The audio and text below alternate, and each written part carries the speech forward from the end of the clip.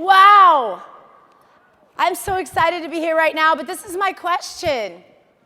I don't see my translator.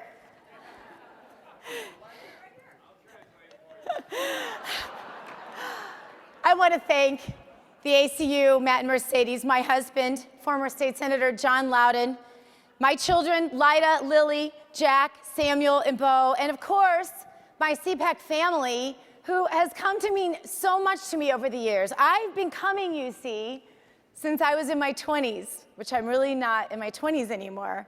My husband was elected to the House of Representatives in Missouri, and our very own Phyllis Schlafly decided that she, yeah, you can clap for her. She decided she better take this young couple and teach them what it meant to be a real conservative, so she brought us to our first CPAC. Back in those days, we came to listen and learn. And today, I come to broadcast my own show and to do a couple of Fox hits here and there. But I'll tell you, this week, as I've done my Fox hits from the stage right back there, or the risers right back there, every single show I've gone on, do you know what they've asked me? Every single one. Do you think conservatives will be able to come back together after all of this rift is happening? And I say, absolutely. I know we will. And this is why. Coming to CPAC for all these years, I remember a year where there was a Bob Dole who was our nominee. He wasn't the nominee that conservatives wanted. We had him shoved down our throat, and you know what? We came together and we supported our nominee, Bob Dole. And then I remember another year where there was a Bush, a McCain, another Bush, a Romney, not necessarily in that order, but we always came together, even when it wasn't our nominee, even when we had fought hard for our conservative candidates, we came back together because that's who we are, because we know what we're fighting for. I believe that the establishment gave us Obama. I don't know what you think, but that's what I believe.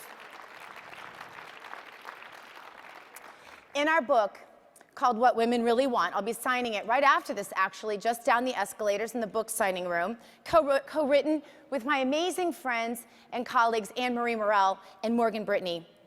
I wrote a chapter called 20 Years From Now. Another great thing that Phyllis Schlafly did as my mentor was introduce me to a woman named Kitty Worthman. Does anybody else know who I'm talking about? Yeah, she never made the big time. We never heard a whole lot about her. But when I talked to Kitty, I interviewed her one time, and she told me how many of the things that Obama was doing looked exactly like the things that she saw happen in her native home of Austria when the Holocaust happened. After I met Kitty, I had nightmares. And I wrote about it in our book. Every night I would go to sleep and I would picture myself in a gulag across from one of my children, with them asking me, Mama, what were you doing when our country fell to tyranny? Let me tell you something, my friends.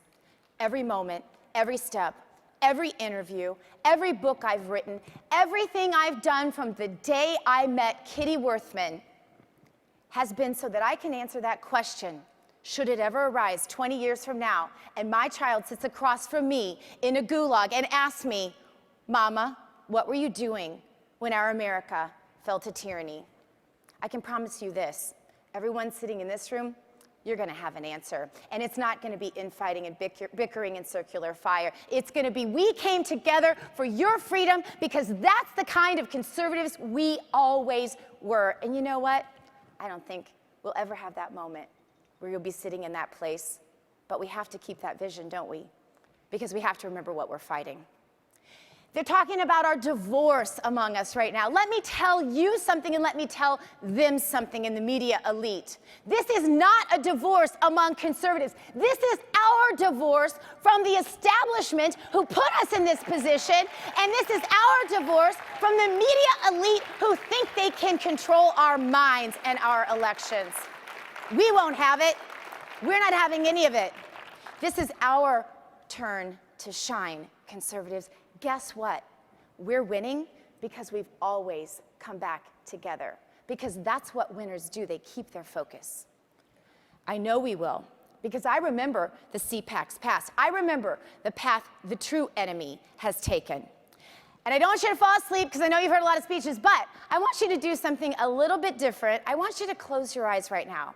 I'm going to take you down another little memory lane here. Close your eyes if you would.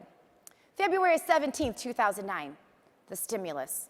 April 1st, 2009, Obama bows to a Saudi king. March 23rd, 2010, Obamacare signed into law. July 1st, 2010, Obama directed NASA's new mission, improve relations with the Muslim world. July 13th, 2012, Obama told American business leaders, you didn't build that. March 23rd, 2012, Obama said, if I had a son, he'd look like Trayvon Martin. 2012 G20 summit, Obama bowed to Mexican President Felipe Calderón. October 1st, 23rd, Obama used the government shutdown to barricade our World War II heroes from their own memorial. September 11th, 2012, Benghazi. January 24th, 2014, Fallujah. August 20th, 2014, Obama went golfing after his emotional announcement that James Foley was beheaded by Islamic terrorists. February 2016, our national debt exceeded $19 trillion, doubling that of all presidents prior to Obama. Open your eyes. Realize what we are fighting together. Did you ever dream that we would emerge from these 8 years and their tyranny to be winning so much that somebody who was elected as a Tea Party candidate could then be labeled an establishment candidate? Have we not made some accomplishments here?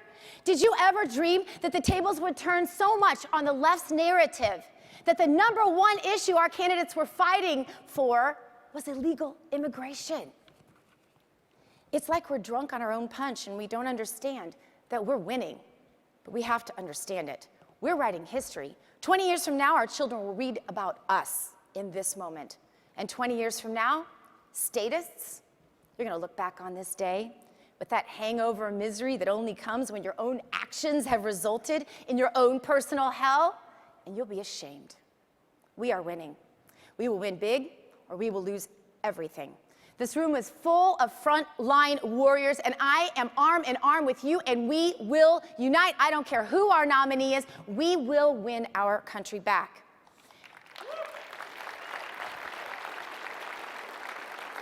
In our book, What Women Really Want, we wrote about the way we lose when we attack one another. And I'm reminded that Teddy Roosevelt knew there'd be days like this, and he said, it's not the critic who counts, not the man who points out how the strong man stumbles, or where the doer of deeds could have done them better. The credit belongs to the man who is actually in the arena, that's you, whose face is marred by dust and sweat and blood, who strives valiantly, who errs, who comes up short again and again. Because there is no effort without error and shortcoming, but who does strive to do the deeds, who knows the great enthusiasms, the great devotions, who spends himself in a worthy cause, who at the best knows in the end the triumph of high achievement, and who at worst, if he fails, at least he fails while daring greatly, so that his place will never be, shall never be, with those cold and timid souls who know neither victory nor defeat.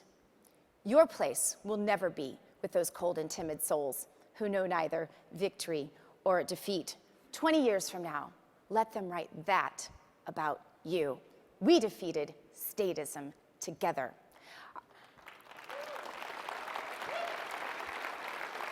Our greatest test lies ahead, CPAC, but we are in the home stretch. I'm asking you to stand up right now because I'm going to close and I want to do it with you. Stand up if you would. And I want you to say it with me because I want you to remember it and I want you to take it forward into this election. Say it with me now. We are the land of the free, and we are the home of the brave. You stay brave, CPAC. God bless America. Thank you so much.